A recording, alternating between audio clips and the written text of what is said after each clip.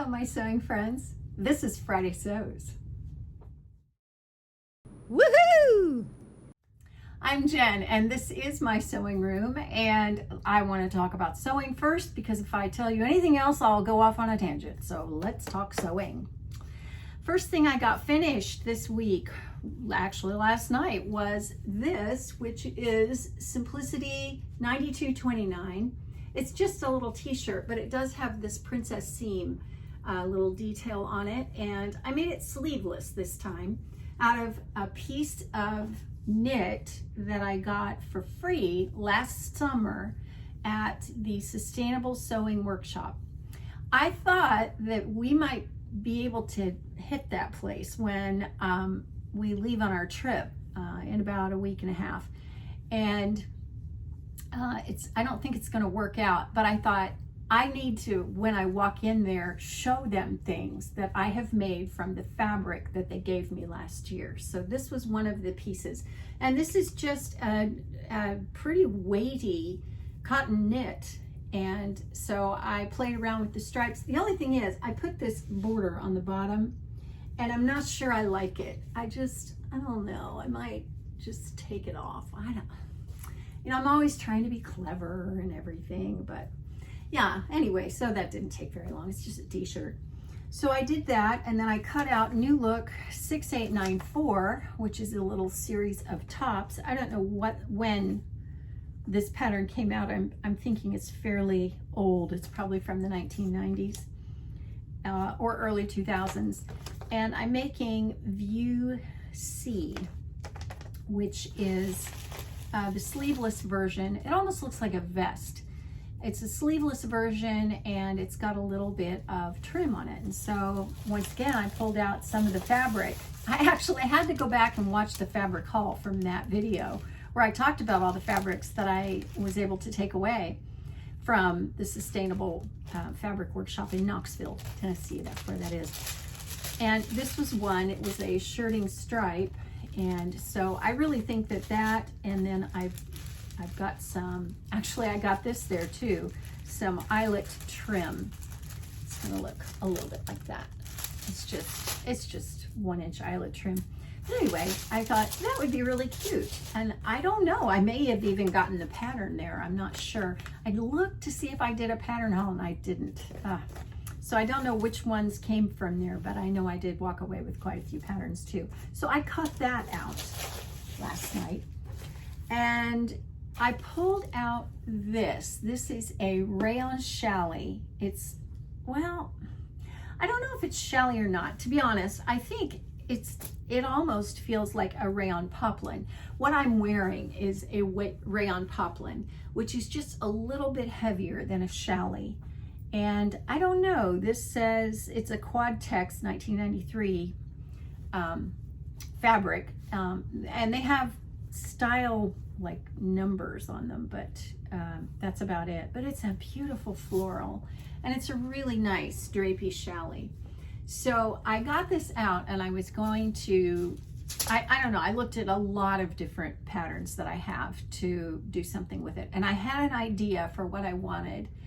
And so I pulled out Butterick 6661, and what I love about this pattern is the detail on the back, which is straps, but I do not like this skirt. I think it's too straight, too boxy. I was pulling patterns from everywhere trying to match up a skirt with the bodice of this, and instead I finally came around to the idea that what I think will fix this problem is to make a 3-tiered skirt. So that's what I'm gonna do. That's very much in fashion right now. So I have a lot of this. So haven't cut that yet, but I'm working on it. It's all over, can you hear this? It's all over my table right now. I worked on my little purse, which I talked to you about last week. It's the Versatile Wave purse by Susan Rooney. And I did it on my Featherweight. I loved it. It took me a little while to get the tension adjusted. I couldn't figure out. I thought that I just took this to Eric to get it tuned up, and now why isn't it sewing? Well, the tension was off. That was all it was.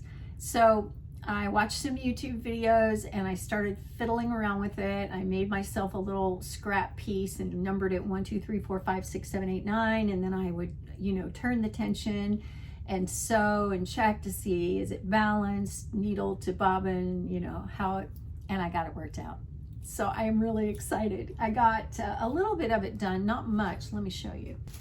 I got a couple of pieces of it quilted, which was kind of fun. I just used some, not fusible, but some polar fleece that I had. And this is the inside, and I did a couple of pockets. So that did call for interfacing. But yeah, it was so cool. I thought, I'm doing this on my machine, on my Featherweight that my in-laws got me. When they bought me that machine for Christmas one year, I don't think they had any idea how much it was worth. And I was flabbergasted because I did. Yeah, I was so thankful. I still am. And I'm so thrilled because I'm going to take that on my trip with me and work on that.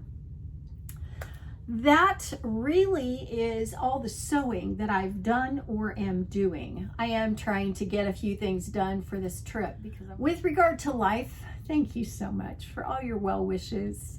It was just so kind of you. So many of you said, get better, feel better. Thank you, I do.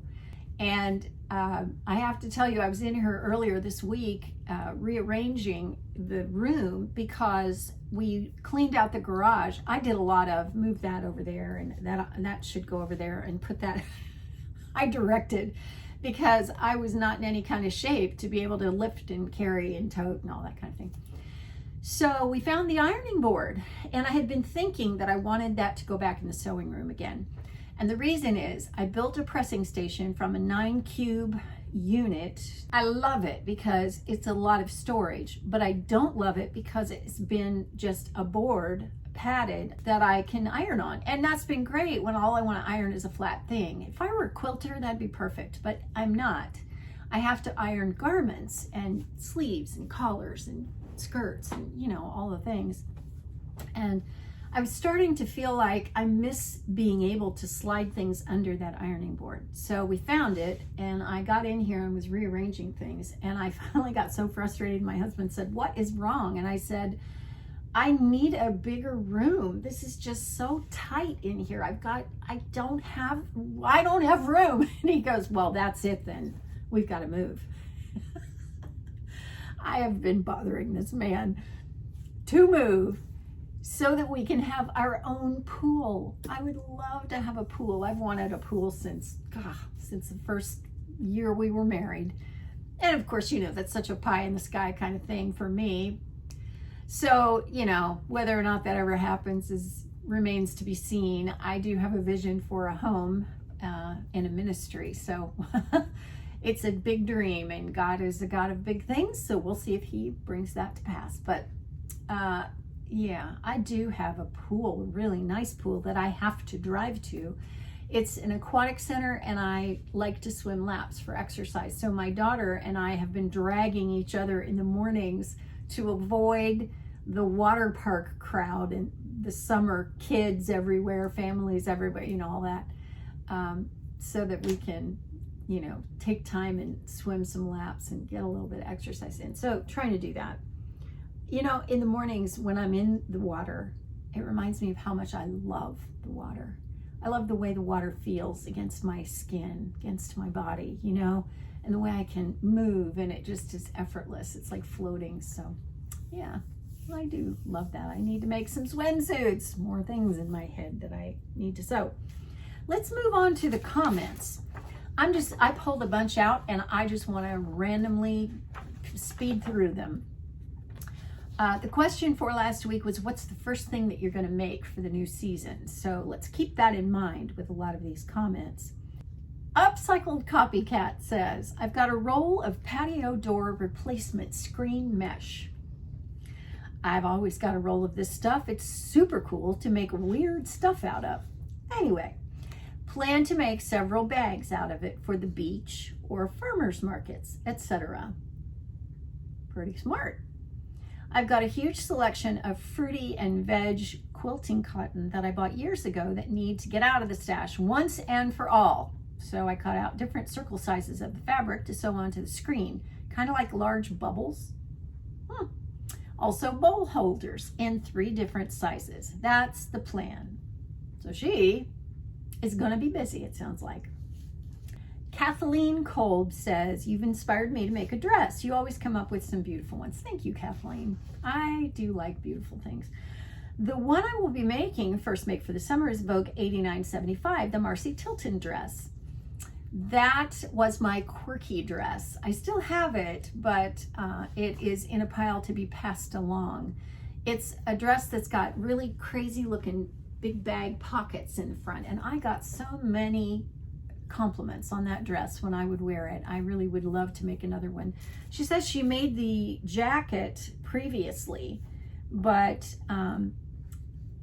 she says the directions look crazy, but yours came out so cute. Wish me luck.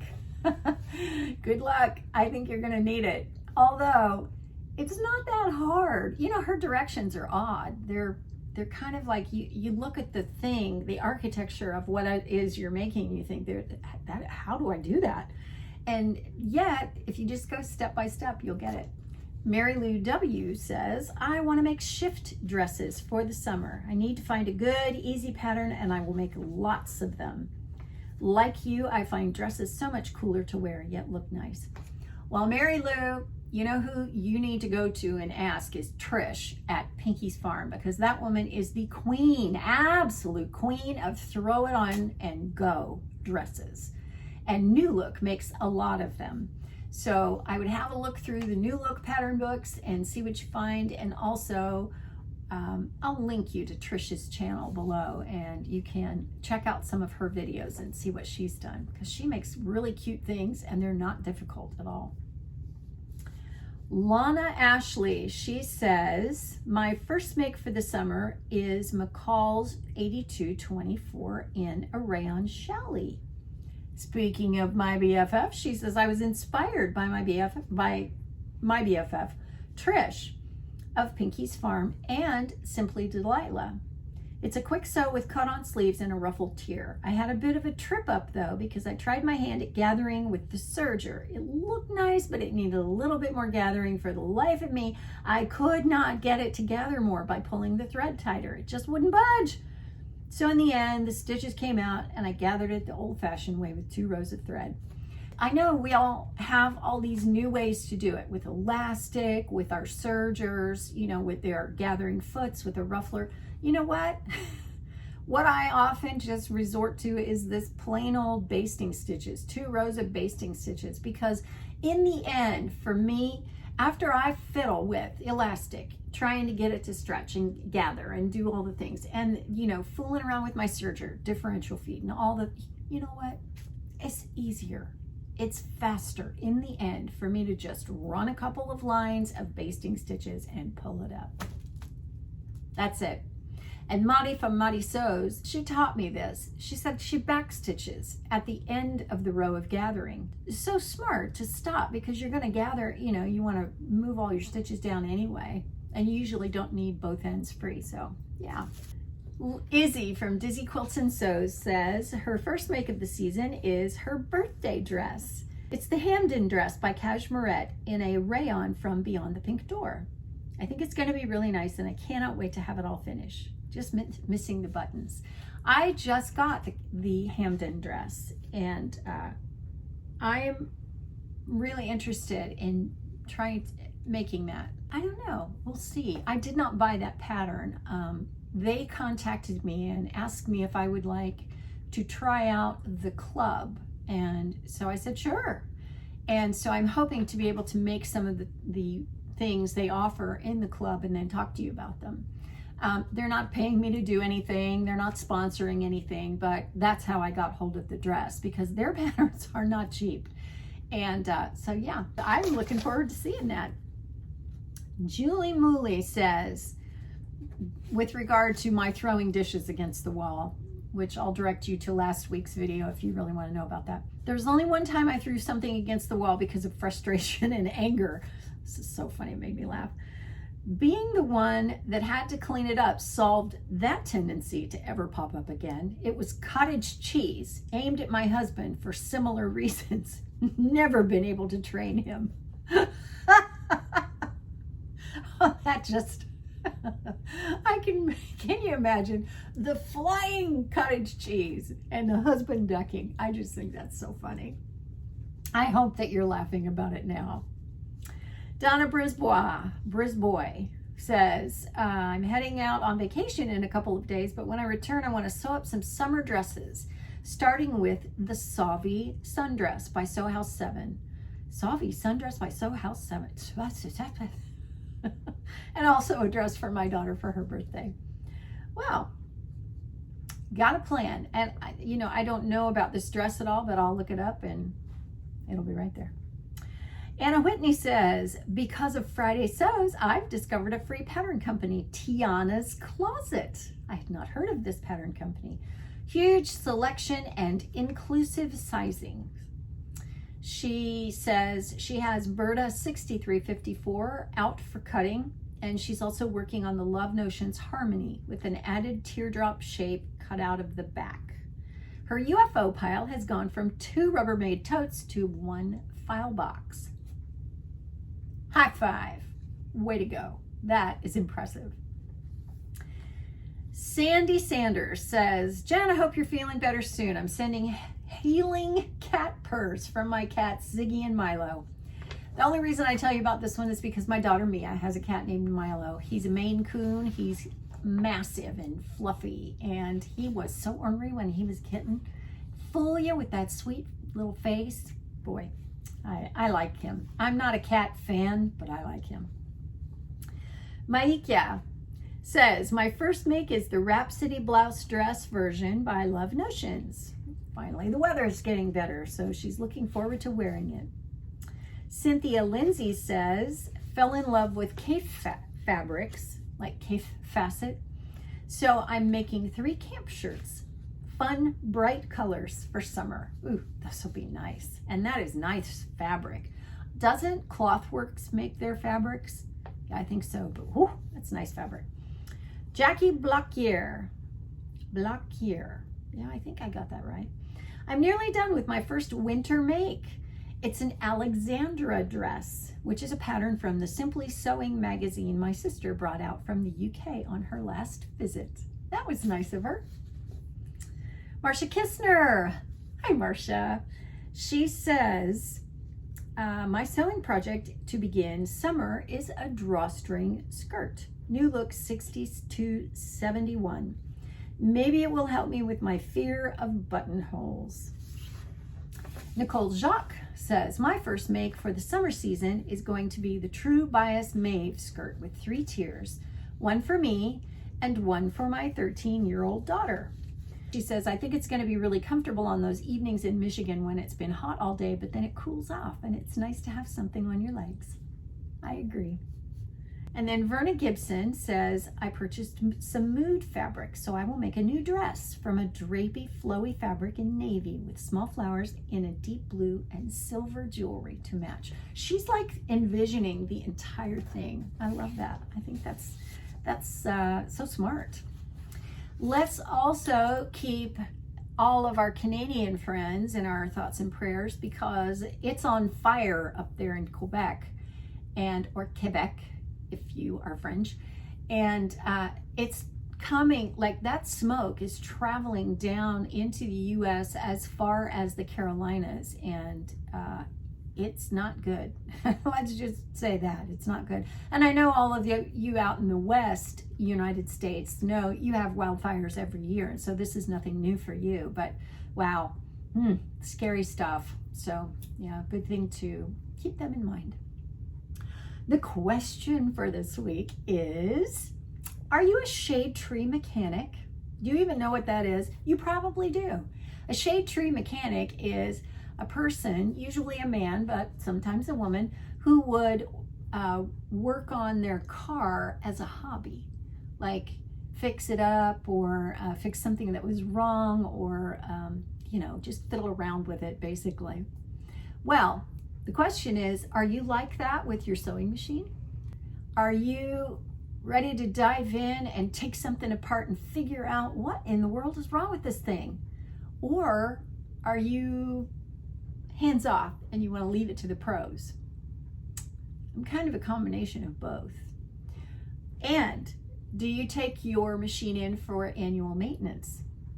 I don't know that I do that. I will say my daughter has a little Burnett that my mother bought, and it kind of made the rounds with other people, and so it's been sitting not doing anything, and now it won't sew. It'll make a stitch, but the needle won't come all the way up. And there's something wrong in there, and I took the front off, the bottom of it off, the sides off. No, I didn't take the front off, I took the back off. Took it apart and tried to figure out what was wrong, and I thought, all right, if I go any further with this, I'm, for one thing, never going to be able to put it all back together the way it came apart. And for another thing, I may do more damage than I will do good. So maybe this is another one for Eric. It takes a lot for me to believe that a machine is a piece of junk. You can tell me that it was not made well and that it, that it's not the highest quality. Maybe not. Does it sew? Will it make a stitch, and can you sew something with it? Because if that's the case, then in my view, I guess depending on the machine, more likely than not, I'm going to want to have it repaired. And with that little Burnett, somebody told me it was a piece of junk, and I thought, well, I don't care. It is in my possession right now, and if I can repair it, then I would rather use it than toss it away. We have enough things that we toss away. I would rather reuse, recycle, fix instead of get new. Now that's not always the case, but in that case it is. So I'll let you know when I get that back if Eric says it was worth repairing, because of course there does come the point, like with your car, it's like it's not worth what it will cost to repair it. Sometimes that's the case. Okay. Anyway, let me know about you. Are you a shade tree mechanic? I think that'll do it for Friday Sews this week. Thank you so much for being here. I always love, being able to just, engage with the community with Friday Sews. It's just one of the things I look forward to in my life. So thank you for being a part of that. Have a great weekend. And let me leave you with one of my little prayer cards. It says, "Don't be afraid, I am with you." That is from Isaiah 43:5. If you'd like to see last week's Friday Sews, check right over here. And I will see you next time.